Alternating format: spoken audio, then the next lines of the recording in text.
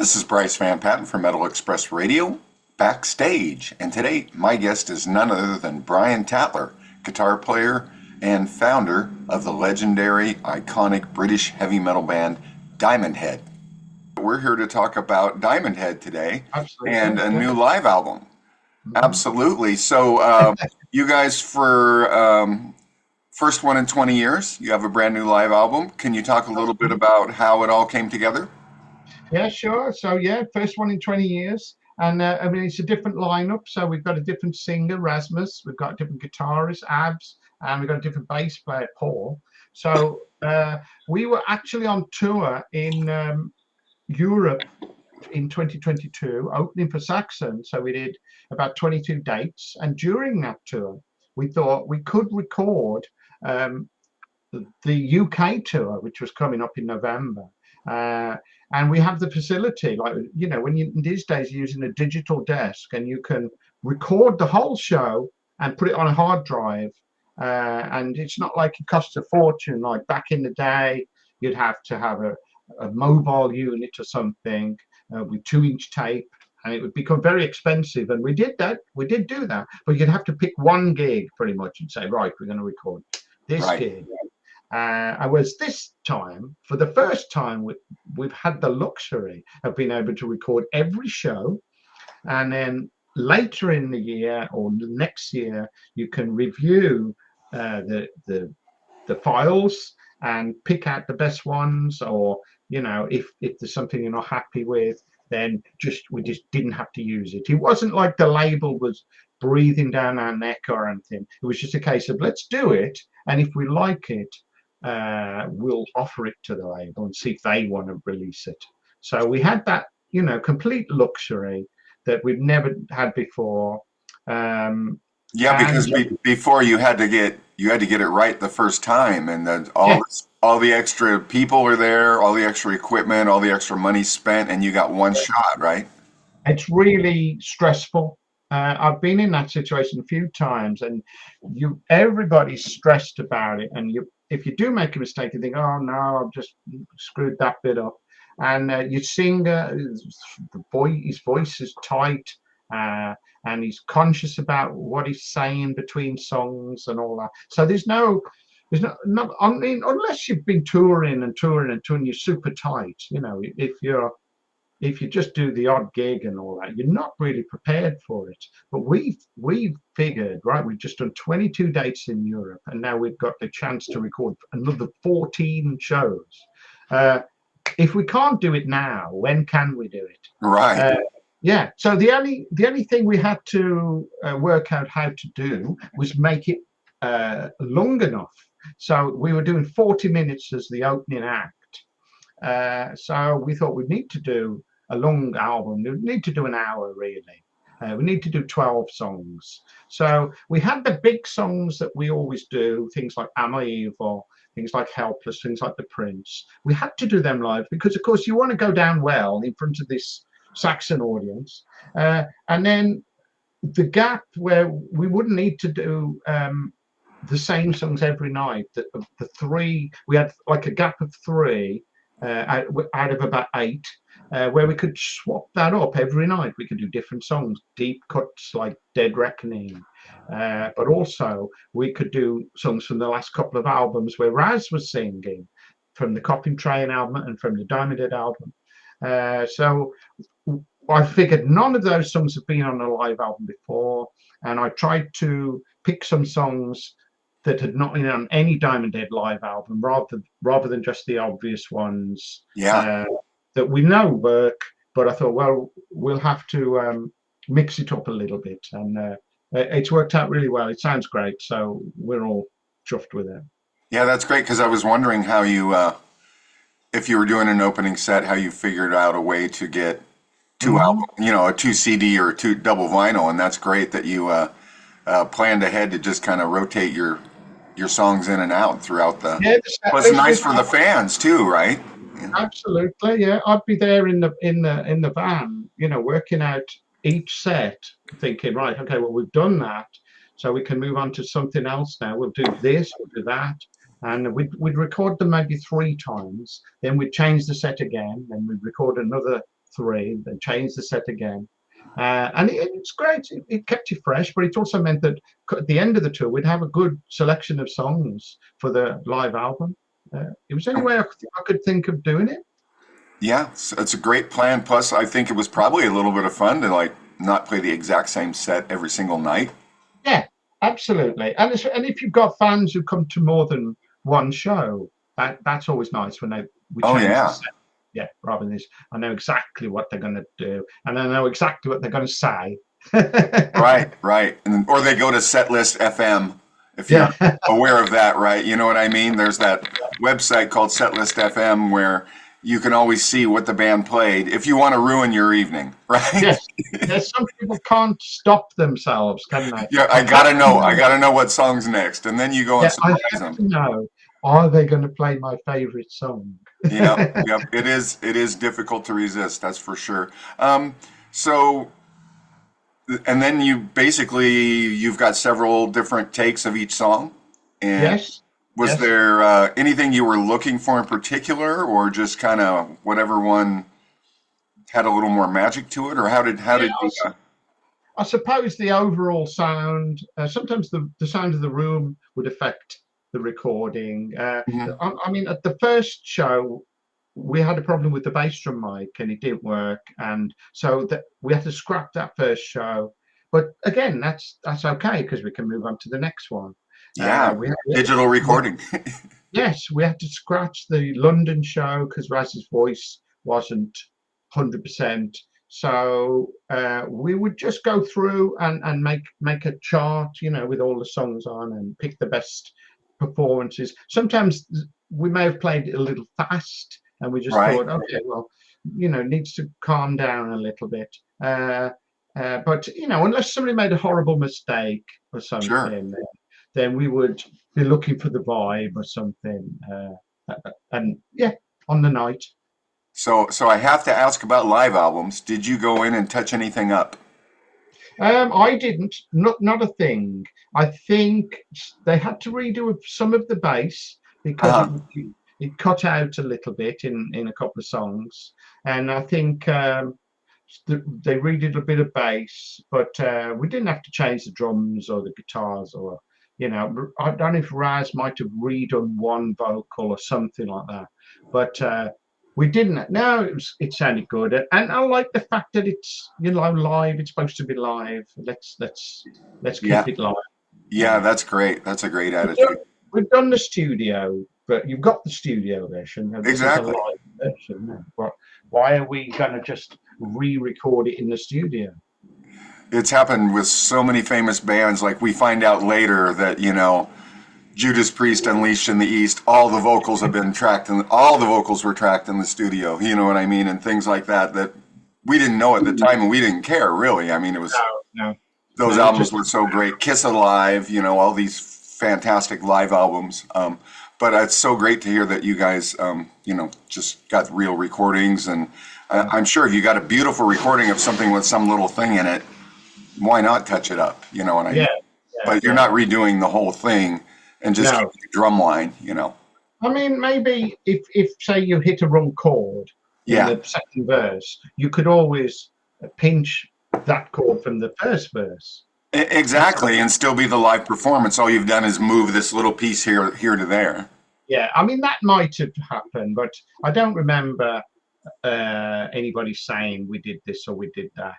But, as you go through the tracks, preparing for the mix, there might have been the odd little things. Yeah, but, to me, stuff like that doesn't even count because you're still using the live recording. Yeah, I think that happens at any level, really. Yeah, if you can fix it, especially with digital, with Pro Tools or something. Well, right. Are you going to grab a little piece of an already sound that perfectly matches, or are you going to try and re-EQ a guitar over the top that's going to fit? You know what I mean? That's right. Makes total sense. It's easy to cut and paste. Yeah. So, your singer Rasmus Baum Anderson brings a real energy. Can you talk a little bit about what he adds to the band? Yeah, I mean, he's a great, powerful singer, and I think he does bring a bit more of a modern edge to the band, because this band's been going almost 50 years, and he's the third singer we've had. So you know, he's younger than myself and Carl, and you know, he's. I think he definitely grew up listening to, you know, similar things, but also appreciates some of the more modern bands that with more powerful vocals. So he probably brought a little bit of that to the table.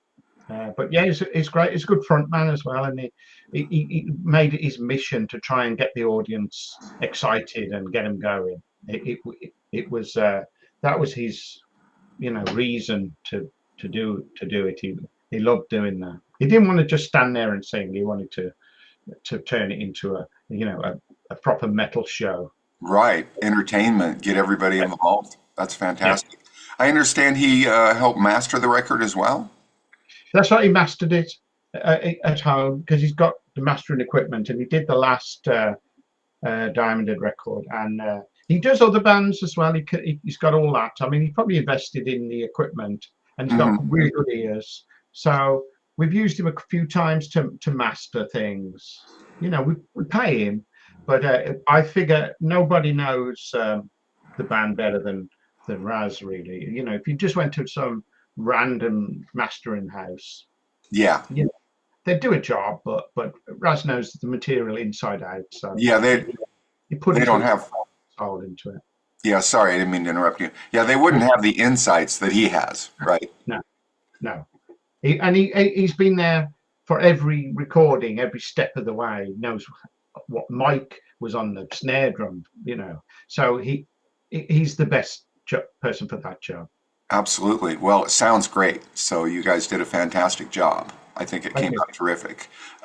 So what's up for the rest of 2025 for Diamond Head? Well, we're on hold, really. We can't do any shows because since I joined Saxon 2 years ago, I've been busy doing that. You know, I can imagine. Yes, very busy. So just this year, we did a European tour. We've been to Texas. We've been to Japan. We've been to South America, and then there's more festivals coming up. So yeah, I don't have the time to spend doing a lot with Diamond Head at the moment. It's on hold. You know, I always say, well, I've been doing this since I was 16, and it's nice to have something new, a new challenge, play with different people.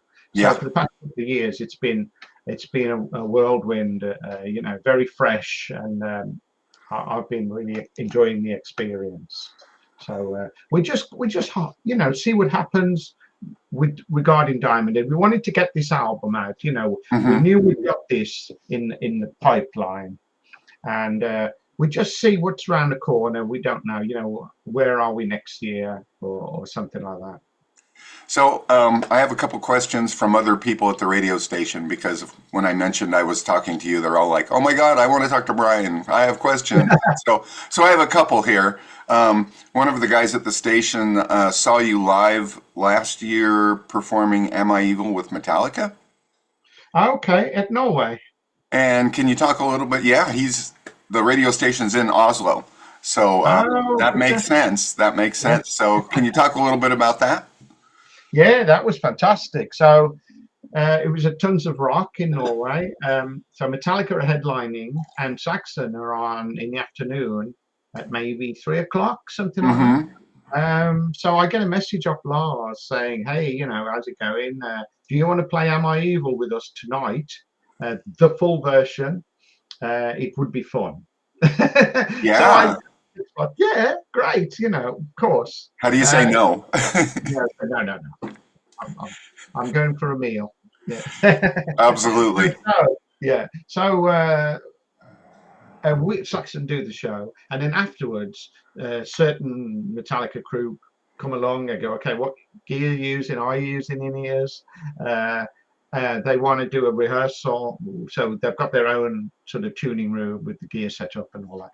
So I get invited to that, and we run through the song with, first of all, I go through it with Rob and Kirk, because Kirk normally does the solo. Of course, they play Am I Evil a lot, but Kirk does the solo. So because I'm going to do the solo, Kirk has to relearn the backing where we changed key from B to A to F, etc. And so we did that. And then maybe a bit later, James and Lars appeared, and we went through the whole song in the tuning room. Sounded great. Get a chance to adjust your in-ears and make sure, I'll have a bit more of, James's guitar or whatever. And then, of course, Metallica do the gig, and I get a copy of the set list, and I say, right, we're going to do Am I Evil there? So come up on stage, the song before, and blah, blah, blah. And we did. And they introduced me, and it's all on YouTube, and it sounded great. And playing to 60,000 people or 70,000 people or whatever it is always a bit, mind-blowing. But fortunately, I know that song really, really well, as I've been playing for 50 years. So it went great, and I didn't make any horrible mistakes. I mean, if anyone's going to play it right, it's going to be you, I think that's what they were hoping. Yeah. So another question somebody asked was, and I'm sure you've been asked this probably 1,000 times, is how has Metallica affected the success of Diamond Head? I think quite a lot. They first covered Diamond Head back in '84 they recorded Am I Evil as the B-side to the Creeping Death 12-inch. And then as time went on, they recorded Helpless. They did The Prince, and then they did It's Electric on the Garage Inc. double live album. But not only that, they play the songs live. I know they've played Am I Evil 760 times live. So that song, a lot of people think it's a Metallica song, don't they? They sure do. And then find out later it says, originally written by Diamond Head in 1980. But, now, was Bread Fan one of yours? No, that's Budgie. Oh, okay, Budgie. Another great British band. Another great British band. Fantastic song as well. I always loved that song. With the and of course they name check Diamond Head in hundreds and hundreds of interviews and magazines, and it's just helped keep the name alive. It's given us tremendous kudos as the influential band, and people know there's some of the songs. So I think if you're going to go and see a band, you say, well, I might go and watch Diamond Head the weekend.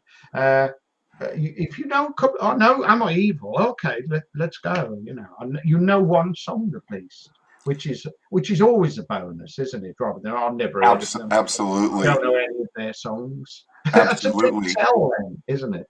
Yeah. So would you say that they're still bringing some fans to Diamond Head? I think so. Yeah. I think so too. Yeah.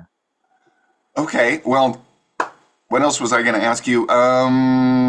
Is for Diamond Head, and then I'll ask a couple Saxon questions if we don't run out of time. Is there any thoughts towards a new studio record? Not really, because of the Saxon situation. Yeah, because it takes a long time. I mean, Copying Train took 2.5 years, and I haven't got the time to put into another Diamond Head record another 2.5 years. Sure. So I'm happy where I am at the moment doing Saxon. We did an album last year, Hellfire and Damnation. And great album. Thank you. Great working album. on another album. We're already preparing the material now, Awesome. and hopefully that will come out at the end of next year, 2026. Awesome. I love Saxon so much. Is Saxon have any plans to come to the U.S. West Coast? I think it's been discussed. So we will try to come over. We just did Japan, and they tried to work it in. So on the way back, we popped over and did maybe LA or something like that. But it didn't happen. So I think it's still in talks, really. Hopefully. Obviously, Saxon want to play, the US. And we did do a big tour in 2024. We did a tour with Uriah Heep. We did 7 weeks, but that was pretty much all East Coast. Right, you guys did not. I was watching for that, and you guys did not make it anywhere near Portland, Oregon. And we didn't.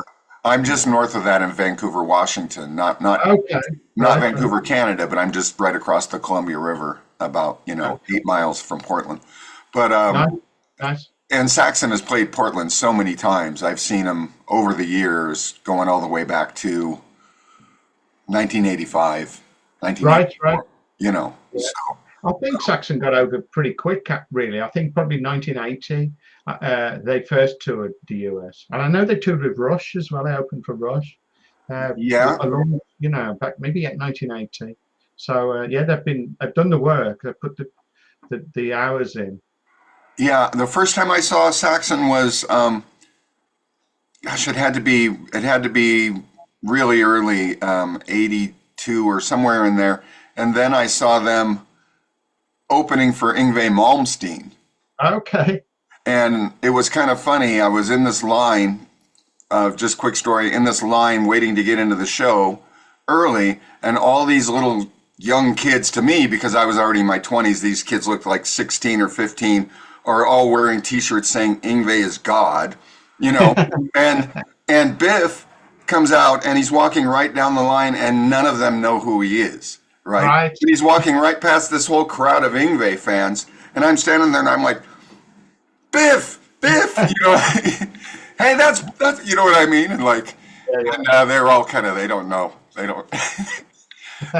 even at that time, they like, all of a sudden, all these young Yngwie kids didn't know who he was, but Yeah, I've always loved Saxon. They've done a great job. yeah. Saw them, oh God, I saw them with Accept, Right, and right. I forget who, but they did a tour in the U.S. headlining with Accept opening, and I Yeah, think yeah. that That's was a good bill, isn't it? maybe Balls to the Wall for Accept. Okay, yeah, sure. So it was just, I love Saxon, and it's so great that you're in there. How does it feel? I imagine you mesh pretty good with those guys. Yeah, I mean, we're a similar age and we're a similar background. So, we're both part of the new wave of British heavy metal, and we're both totally aware of each other's, contribution and legacy. Yeah. So, I was flattered to be asked, and I accepted the job immediately. But yeah, we've met each other over the years, and we're both on the same label and the same management. So I think that probably helped play into it. And I'm also a writer, having co-written all the Diamond Head material. Hmm. So that probably helped as well. Bring in someone else who can write songs. It's always useful. Plus, having someone like you that's already you've got a backstory, you've got Diamond Head, you know what I mean? Instead of bringing in some young hotshot Yeah. guitar player like a lot of the bands do these days, Yes. Because I've seen bands where all you got is the original lead singer, and then you've Yeah. got all these 22-year-old Yeah. hotshot musicians that are fantastic, but Yeah. they're just stage, you know what I mean? Yeah. They're hot They're- stage guys that I rotate agree. around. They are great players, yeah, absolutely. There's thousands of great guitarists, but I suppose I do, like you say, I've got that legacy, the Metallica Hmm. connection, the Diamond Head material, and I think they probably respect that. I've been around the block, I'm experienced, I can do the job. I can tell you, I'd rather see Saxon with you playing guitar than with somebody I never heard of. Yeah. Yeah, It wouldn't have been right as well, wouldn't it? They got some fantastic whiz kid in. some virtuoso whiz kid, exactly. So, but it's been great talking to you, Brian. Is there anything that we missed that you wanted to mention? No, I mean we've mentioned the album. We're here to promote the live album, so Absolutely, live and electric. fine with me. All good. Thanks for the interview. Thanks for taking the time to talk with me, and looking forward to catching Saxon and anything else from Diamond Head. A great live album. Everybody needs to pick it up. Diamond Head, live and electric. And again, thanks once again, Brian, and have an awesome day. You're welcome. Thanks for having me. Been Thank a you pleasure. too. Bye. Cheers.